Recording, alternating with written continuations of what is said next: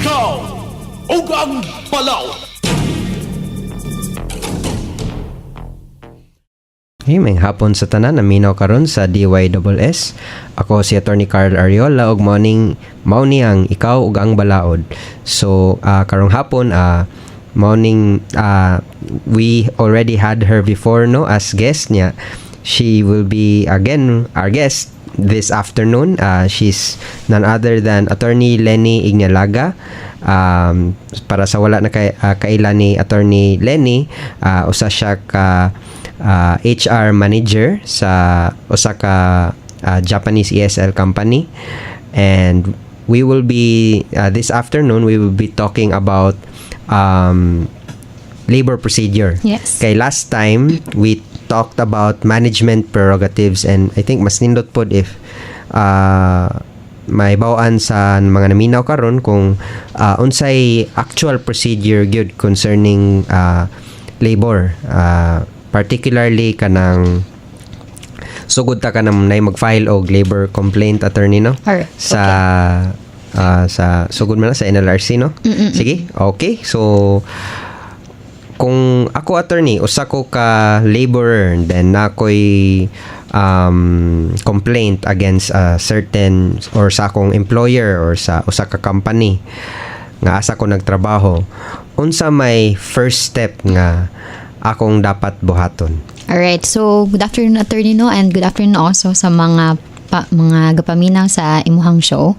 And to answer that question, so first mubalik sa ta sa proper procedure as to the filing of a labor complaint. Kay imong hunahunaon una as an employee na dapat ka makadawat og di ba naman ay mga notices sige sa imuha, pero if wala gani and then na violation ang employer against sa imuha, kay pwede ka makaduol at ug mangayog tabang or mag-request ka for assistance dito sa NLRC, no, sa National Labor Relations Commission nya, ug sa DOLE mo nanis sa DOLE office nya madto ka dito nya, mag-request ka for assistance na ana sila help desk dito ka magpatambag. Usually ang procedure an attorney, no, is nana sila ipa-fill out na form sa imuha nya, na kay checklist kung unsa may mga violation nga gihimo sa imuhang employer against sa imuha.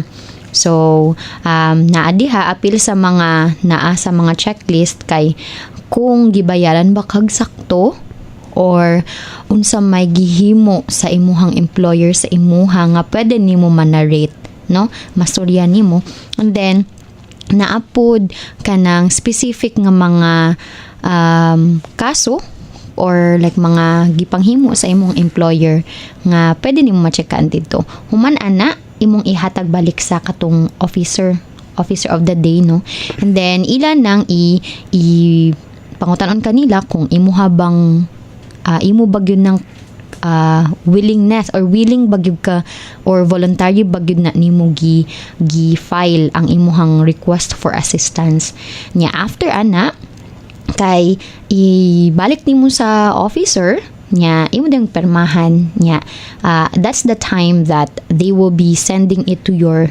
employees at your employer, and that procedure is called the SENA or Single Entry Approach. So kanang SENA, so gi-provide na siya sa atua sa balaod and from the Department of Labor and Employment to provide the workers and the employers a chance to explain their side and also to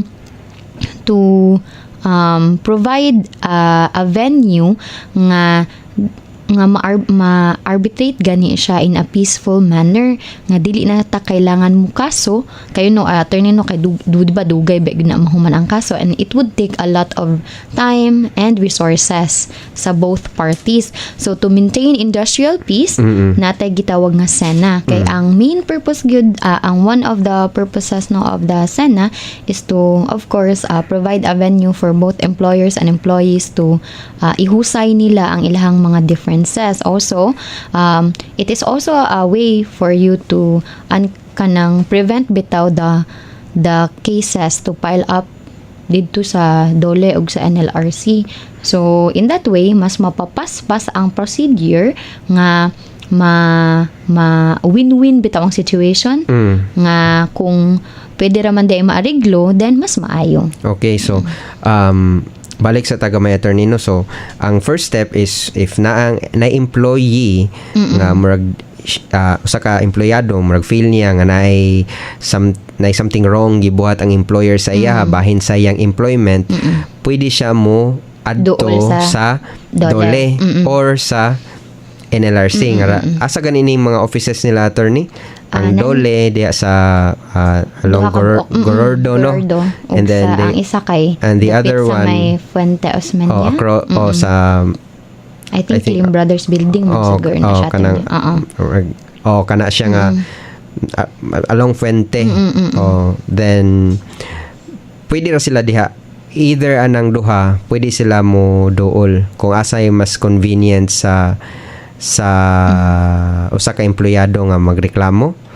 Kuan kanang usually attorney kay sa place kung asa ang imuhang employer naka-base, like for example kung taga Negros ka, then dapat dito sa kuan. Kung nya ako taga Cebu ka, nya ang imuhang employer kay na dito sa Negros, so dito ka sa kuan nasa Negros. So for example in this case kung taga for example Lapu-Lapu, asa man nimo or Mandawi, asa man nimo sila i-advise nga mo adto? Usually kay sa Gorordo na siya, attorney. Sa Gorordo. Pero ang kanang nasa sa may Fuente dapit, usually sa city. Pero kuan kanang just to make sure kay dili kay ko sure sa as to the kanang venue, then it would be better nga if magpa-assist gyud mo kay inig-adto ninyo didto kay nagyud na help desk og person o kanang officer of the day mo help ninyo kay very helpful kay na ang mga sana officers. Yang pangutan-on jud mo ana magkuha mo number didto, maglinya mo nya naagyo na mo assist ninyo. Okay, so they don't discriminate, no? So tanan-tanan jud. And in fact, even the employers can go there. It's not just for the employees, no? So if naay problem pod ang employer, then pwede sad sila maka-seek for assistance dito sa DOLE. Okay, so in other words, kung ato ka sa Gorordo nga office nga DOLE or ato sa Fuente nga NLRC, tabangan ra kanila, i-guide ra kanila kung unsay dapat nilang dapat ninyong buhaton concerning sa inyong labor complaint. Yes. And so ang pinaka first gyud ni imuhang pangutan-on, no, kung dapat magyud ka mo adto didto sa DOLE or dili, kay if naabay violation nga gihimo ang imuhang employer sa imuha, pero if imo ra nang aligot-got na diha or imo na nalain ra ka, dili na siya pwede. Dapat na-adjoy ka ng just cause to go there, a reasonable cause nga makahingon ka nga your right as a worker was kuan kanang violate.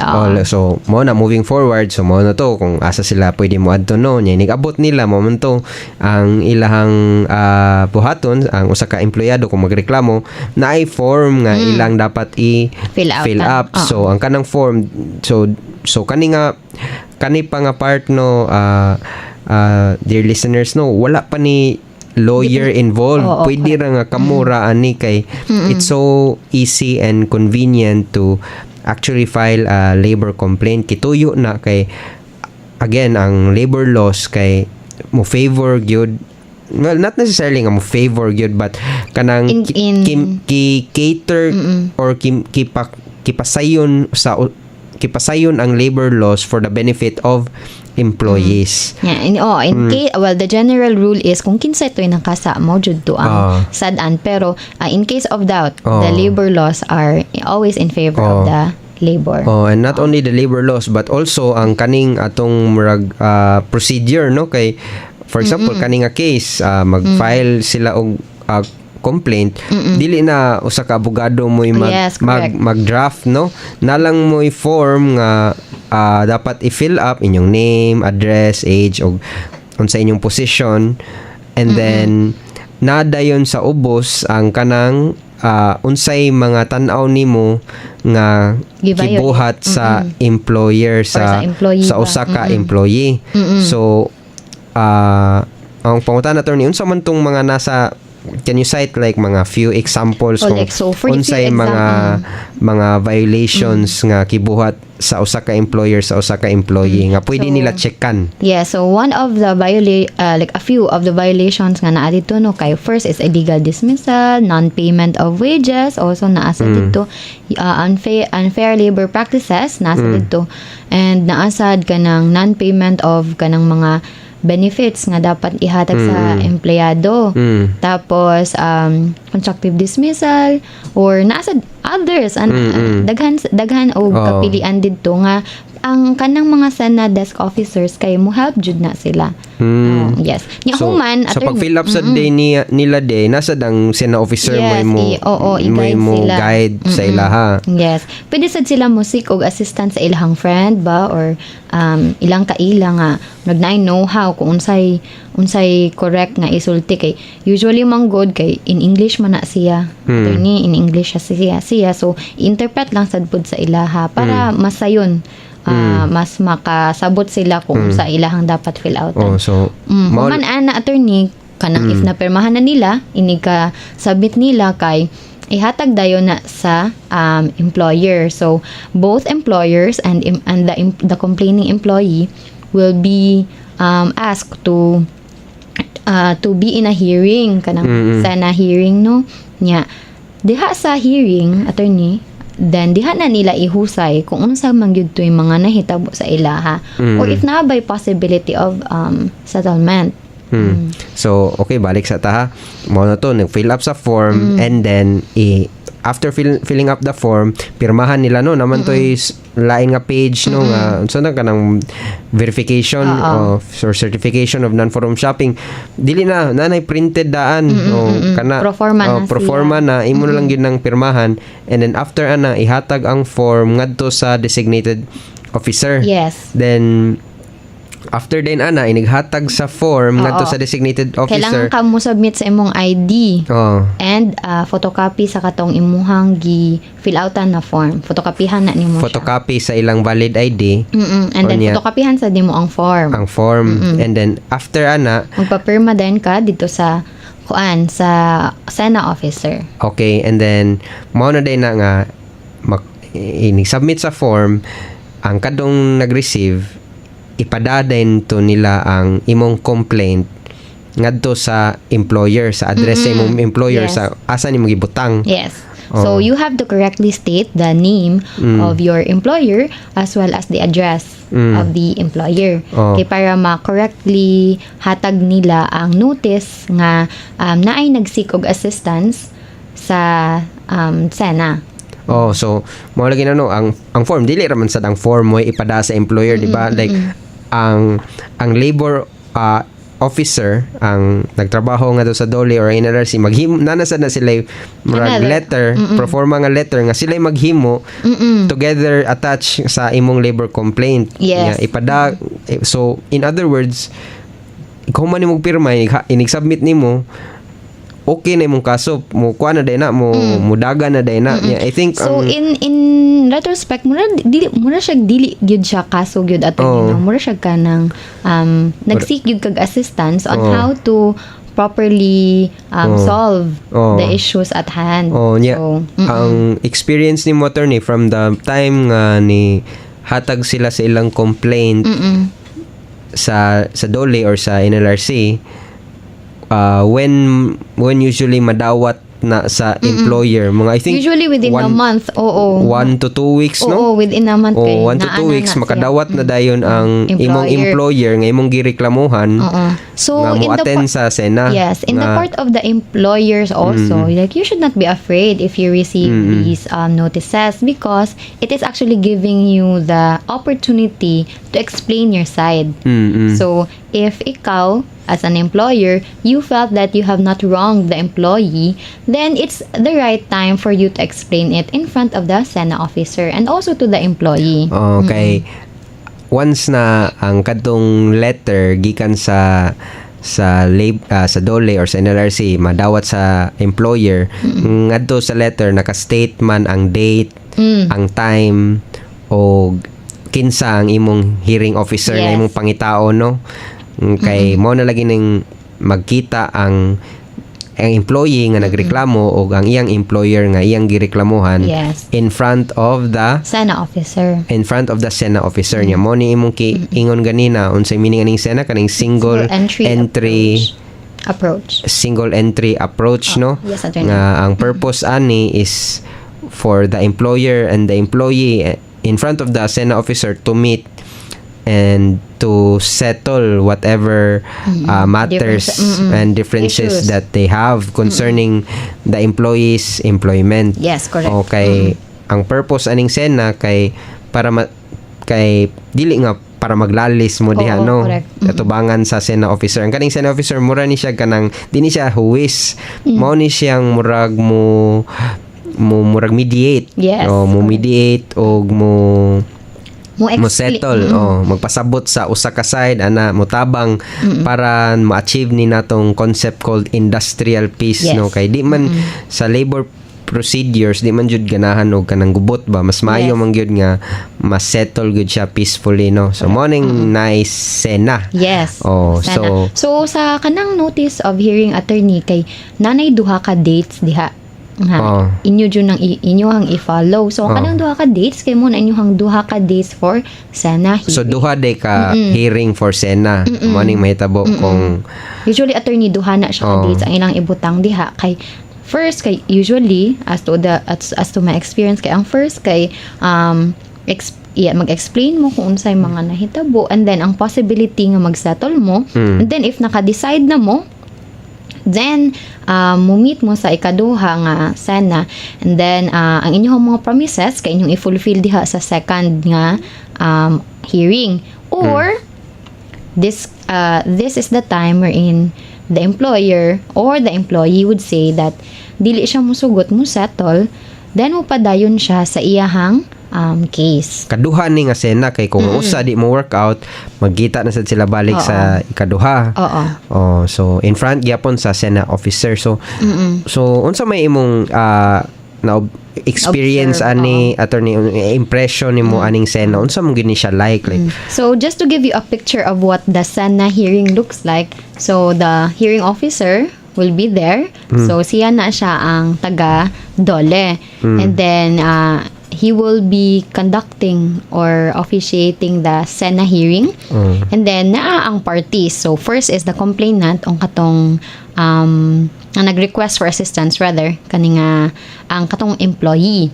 And then with him kay habang friend or anyone nga makatabang niya kay naamon sad na sa rules, no, pwede siya kuyugan sa iyang friend nga makatabang niya, or kung kato mo to siya ang sa side sa employee. Sa side pud sa employer, then usually ang naa kay ang mga officers or authorized representatives sa employer or sa company. Okay, lisod man sad no nga reklamo kasi mo employer niyan kana ba employer nabi Corporation ang uban. manage ba silang business. So usually ang dili gid ang employer Yes. ni mutunga diha.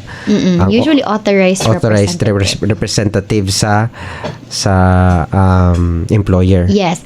And also, if ipadala sa employer ang iyahang authorized representative, usually pangayuan siya og special power of attorney na gi-authorize ang kana nga person to represent the company sa kana nga Sena hearing. So sometimes mangayo pud og secretary certificate para sa authorize nga mag-reflect nga gi-authorize ang katong nga person to represent the company in the said Sena hearing. So in this point, attorney, dili kailangan og abogado. In fact, naagid sa rules, no, sa Sena rules nga dili kailangan og dili pwede ang mga abogado when it comes to the Sena hearings. Pero na may mga times nga naapod ang mga lawyers sa Sena hearing, pero they act as representatives of the employer. Kay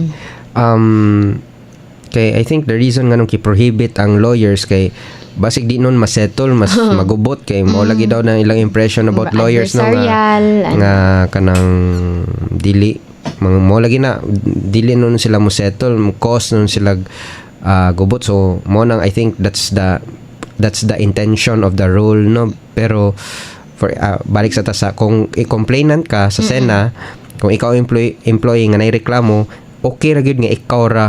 Okay ra gyud mas dili ka kailangan og abogado ana. So you don't need to so ang Sena kamrag ang iyang gyud purpose is to make your request easier for you bitaw. So di ka kailangan og mag-spend og money for the lawyer. Then ang on the part of the employer, mao lagi tong kingon ganina attorney no nga murag di man sad sila maka-attend ana most of the time no kay nam sila i-manage kay busy sila or na sila gining. So mo nang na sila authorized representative niya.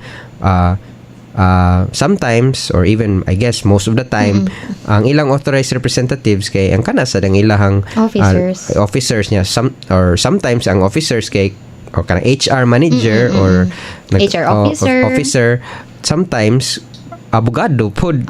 So mo nang although it's in the rules pero sometimes the Sena officers the one nga nang mag-conduct sa Sena they would permit it because they are actually representatives of the company.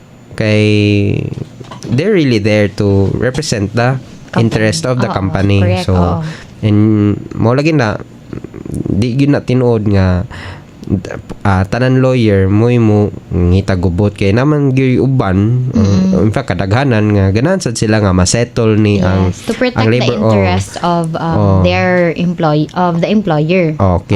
Okay, so mo na mahitabo niya wala kay nato na. So as to the characters mo na to. So as to what really happens inside the Sena kay so ang labor officer ang Sena officer kay mangutan na siya kung unsa man jud ang problem nga nganong nagreklamo or nag-request for assistance ning employee. Si employee. So ang employee mo explain siya sa ihang side. So mo niyang nahitabo sa kuha, etc. Tapos moingon ang Sena officer nga okay diri na sad ta sa side sa employer. Okay, so unsa may na happen? Unsa may ikatubag nimo sa mga gipangsulti ni employee. Tapos next would be okay, so unsaon man ni nato paghusay? Okay, how do we solve these issues para maintain ang industrial peace? Okay, so here are the options. First would be to settle. Okay, so by settlement for a lack of a better term kay unsa man ang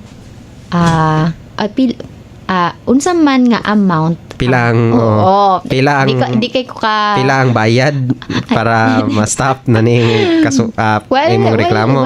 For a lack of a better way to say it pero mura siya inana mao gid na gid siya like pila man ang amount nga pangayoon nimo you feel that you are entitled para dili na nimo padayon ning kasuha. Yes, because the reality is that kung mo padayon ang case, it would just not take time but also resources from both parties. Kay kailangan kaning si employee kung wala na siya trabaho, di siya kapangita pud og trabaho kay sige siya adto sa DOLE or NLRC. Kani pud si employer sige siya padala sa iyang representative and that would also take much of his time and his efforts. So pila man ang unsa man ang settlement amount nga justifiable to end these issues at hand. So I think that's fair.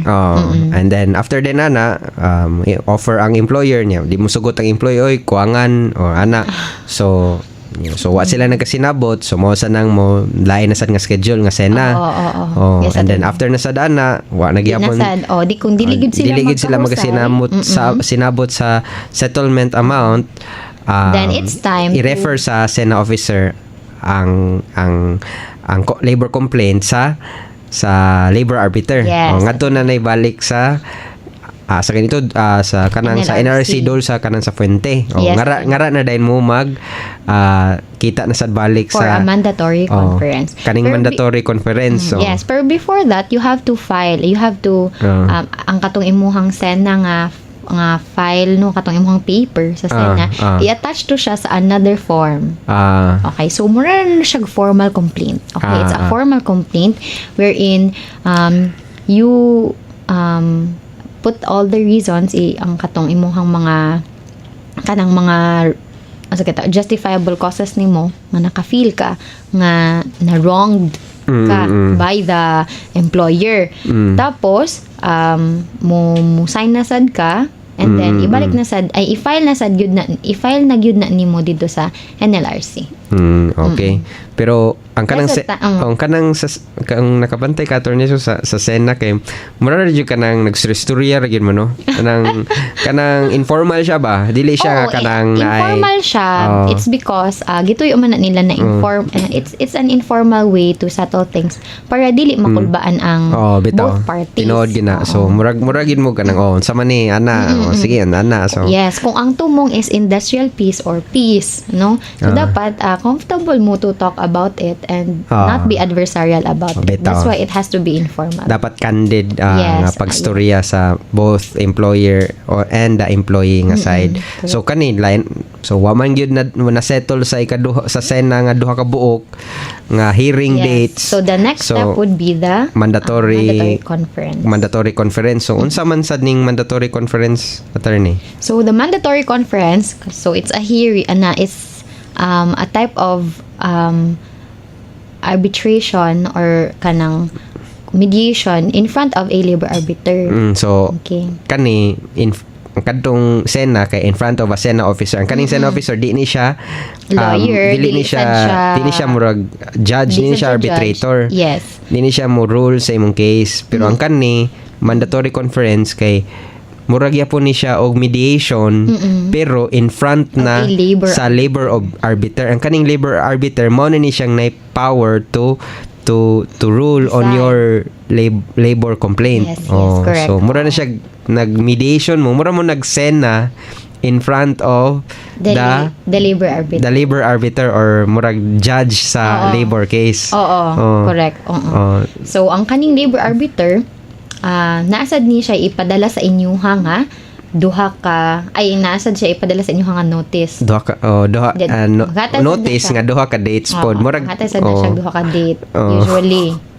Mura lagi siya na upgraded nga Sena no. Ang nakalahian lang kay you're in front of ang mo nang in front ang mo try og settle sa case kay ang kaning labor arbiter. Ang kaning labor arbiter kay kung dili gani ninyo ma-settle sa duha ka hearing nga mandatory conference, mo na day ni siyang mo file na og position mo order siya nga since wala na settle sa mandatory conference ang kaning kaso, i-require ang employer o ang employee nga to simultaneously submit their position paper. Usually na siya, attorney, 10 to 15 days after the hearing. Depende sa unsay nakabutang sa order. So after that, no, so di kita balik sa ta. So kanang kuan unsa may mahitabuan ning sa mandatory conference kay kadto ganina ingon mata informal ra man to pero kani in front naman ni siya sa labor arbiter. So unsa may nakalahian so ang nakalahian ni attorney is that aside from the fact nga naay labor arbiter. So kuan jud ni siya attorney no, so tawagon inyong kaso. Mura na gyud siya hearing no. Hearing gyud siya actually. Dili hearing na gyud siya. The labor arbiter would also do the same thing, no, just like the labor officer na mag-asya unsay issues at hand, and then are there possibilities of settlement niya. Imong iyahang summarize kung unsa jud ang issues nga correct ang issues ba nga pwede ma-file against sa employer. Kaya ang uban man gud usahay pataka ra bitaw sila og checklist. So dili takabaw kung unsa jud ang mga issues. No, so kay sayang employee magpataka lang bisag illegal dismissal ra unta to iyang gireklamuhan ki-appeal pod ang unfair labor practice ang unsa pa man ang kanang non-payment of wages gibayaran mo unta siya taro. So gi-check kanya tanan bisag ang issue ra unta illegal dismissal. Yes. Mura siya para lang ba ma-comply lang niya tong checking. So kanang sa in front of the labor arbiter iyang ihusay kung unsa man jud yun ang issues yun unsa gyud ang ninyo. sakto nga reklamo. Unsa man jud sakto nga reklamo kay aron ma-solve gyud siya diha dayon. So in other words, murag mas mas handay sa labor arbiter no ang mas handay sa mandatory conference ang murag sa attempt to settle kaysa Sena kay murag basin dili pa kay ka ma-convince. Kanang storya lang karon kay in front na magud siya sa labor arbiter niya kaning labor arbiter mo na ni siyang mo decide sa kaso murag ang mandatory conference kay mura ni siya kanang preemption sa what will happen if ever dili ma-settle no kay kay mo lagi na kung di ma-settle kanang labor arbiter nga nag-conduct sa mandatory conference mo decide sa inyong case. Yes. And also, ang labor arbiter sad, in fairness to all labor arbiters, no, kay mo explain gyud sila, no, in the language, in the vernacular actually, no, sa employee kung unsa ni about ang case ug unsay consequences kung mo padayon siya sa case. Okay, explain kay ato sa din klaro attorney kaning mandatory conference kailangan na ba na ang lawyer ani dili kailangan attorney sa employee dili kailangan gyapon no so pwede ra gyapon mag-solo ka ngadto di ka kailangan mo bayad sa usa ka lawyer mo kuha lawyer para lang mo represent nimo pwede siya makuha pero if wala kay lawyer pa okay ra gyapon okay pero on the part sa employee kay kaning mandatory conference pwede na ang lawyer gid ani under the rules pwede na so mag-represent sa both employees or employers pero on the part again sa then okay ra in the part sa employee pwede ra wala pwede ra sad naa in the part sa employer pwede ra sad wala pwede ra sad naa pero most what is important is actually your presence and kinsa may represent nimo in front of the labor arbiter. Okay, and then most sad na attorney no ang the same ra sad gyapon sa Sena no kung pila man ang settlement fee para ma-stop ning ang kaso mo na usually generally ang amount pero na may instances nga ang settlement kay pabalik sa trabaho di ba i-reinstate kay di man tanan nga issues kay about tanan sa separation pay ba or unsa ba na may uban issues sa labor cases so dili lang siya about sa separation pay dili lang about sa money nasay na other issues but nagingon lang mi nga usually ang mahitabo gid ana mo na mag talk about the settlement fee para ma-stop ning kasuha. So kana mura lagi upgraded nga Sena no. Mura gyapon ang objective kay para mao lagi na kay dili ganahan ang balaod maabot sa point nga kanang mag-position paper lagi kay mo naman ang time nga kailangan na jud ka og lawyer okay after sa mandatory conference wag gyud gahi kayo lisod gyud kayo pasabot sa employee or ang employer di sad ganan willing mo bayad mo nang time mo order ang labor so going back to the process attorney na realize nako upat ka hearing dates duha sa Sena usually upat duha sa generally upat pero na may usahay nga i-extend di ba mag-set sila lain nga date kay what if in the middle of the katong nahuman na ang duha niya naka-decide silang or nag-talk or nag-call nga sige okay isettle na lang ni nato ni balik na lang sa work or hatag mi og settlement amount sa imo pero generally upat ra gyud na yes and then after din na if ni fail gyud ang upat nga grabe no upat ka book dates para lang i-try og settle ang case bisag wala gihapon mao na nang moingon ang labor arbiter nga to submit simultaneous submission of position paper so ang kanang maghimo sa position paper mao na nga ang employee mokuha na siya og abogado para mo himo sa position paper.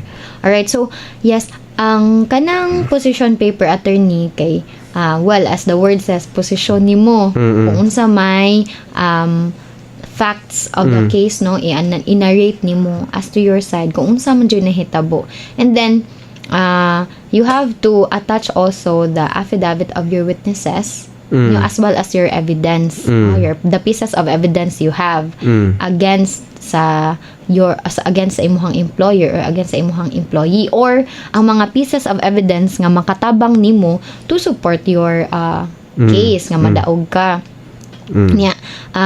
Apart from that, kailangan manggud na siya og pirma sa imuhang abogado, kay pleading na manggud na siya. Nakabutang po diha nga kailangan ka mong pirma nga tanan nimong gisaad sa imuhang position paper kay tinuod og wa jud ka na makak, no, gibarugan jud nimo ba sa imuhang gipamutang diha. That's the reason why nga kailangan jud nimo og lawyer to guide you sa process sa pag-file sa position paper, kay di ni siya kanang murag letter lang siya, no. Kailangan jud ni siya thorough gyud ni ang paghimo, paghimo, and naasad gyud ni siya format nga only lawyers would know, nga generally all only lawyers would know about it. Ang makapirma sad gyud nang sa pleading kay ang abogado raman sad po. Okay, and then after din nag-submit sa decision sa position paper, maghatag na pwede pa ka makahatag og reply actually. Reply. Generally pwede pero usually di man naiuban mag-reply ana bato murag, pero after na din ana nga mo na ng time nga mo maghuwat na ta sa decision sa labor arbiter after na submission sa sa position paper from complete both parties. Okay, so motong process sa labor arbiter lang nga level, no, concerning labor procedure. Napagoy appeal pero lahi abot sa Supreme Court, pero lahi na sa tingay na nga lahi na sa tingay nga kay mataas taas gyud kayo kay then we're not hoping man pod, no, as practitioners, no, we're not hoping maabot sa appeal or sa Supreme Court kay kapoy kay nagasto gud kayo, and may pa nga from the Sena level pa lang daan may tag unta ma-settle na lang. In fact, unta na mas maayo gani nga sa kuan pa lang sa workforce level pa, sa kuan pa lang ba sa workplace, company level. Sa company level pa lang daan kay na-settle na.